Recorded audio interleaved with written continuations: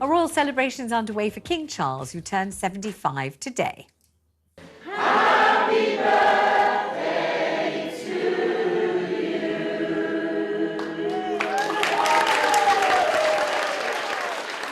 Because spot Jay Blades there enjoying the party. Sing-song aside, there's been little time for cake as King Charles has launched the Coronation Food Project, which aims to tackle food waste and insecurity during the cost of living crisis. Writing in The Big Issue, Charles said he couldn't ask for a better gift than to help people and the planet, but it seems he might be getting one more present from the other side of the Atlantic, because it's understood he'll be receiving a birthday phone call from his estranged son, Prince Harry. Joining me now is royal commentator Emily Andrews. Emily, lovely to see you. So it might be a better birthday for Charles than he might have anticipated then. Indeed. And I think any olive branch from the other side of the pond would be surely welcomed by the King. This has been, as viewers will know, it's been a long-running saga, the fallout of Prince Harry's autobiography Spare, and of course those interviews that he did with him and Meghan with Netflix. And since he did, of course, come for the coronation, he wanted an apology from his father. That didn't come, but he did still come. And since then, it's been a real sort of foie d'oeuvre between Harry and Charles. In September, Harry wanted to stay at Windsor Castle. Charles said no. He said, dear boy, you can come and see me at Balmoral, but it didn't fit into Harry's plan. So I think if it does come to pass that Harry does phone him today for his 75th birthday, once California have woken up, that can only be a good thing. And how do we think we found out that Harry might be planning to phone his father? How does that kind of thing emerge? Well, it's a very good question, because of course you have to take all briefings with a pinch of salt. Yes. So as I understand it, Archwell, who are effectively the PR arm, I mean, Archwell is the charity arm and the business arm of Harry and Meghan's brand, in effect, Sussex brand.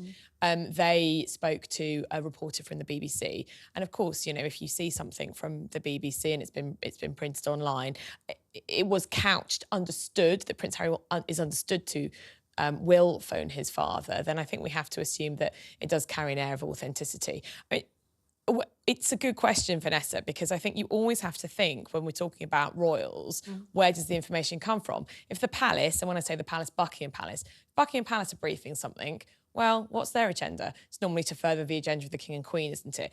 If it's come from Montecito, well, what's that agenda? It's to further Harry and Meghan's agenda. And, you know, sometimes not everything you're told is true. Shock. No, but then you wonder whether the palace might brief if Harry does phone, and if the conversation goes well, that the palace might somehow let it be known that an excellent conversation took place, and then that reflects well on everybody. Yeah. Yes, I think that in the past, after Harry and Meghan left the UK, in January 2020, the Sandringham Summit, and then, of course, when they kind of officially left the royal family in March 2020, there was a real reticence from Buckingham Palace to brief, because Harry had big beef with Buckingham Palace, as he saw it, leaking stories about him. He had big beef with the British press, as he saw it, writing nasty things about him and his wife. So Buckingham Palace were very keen not to brief, to kind of try and very much calm things down.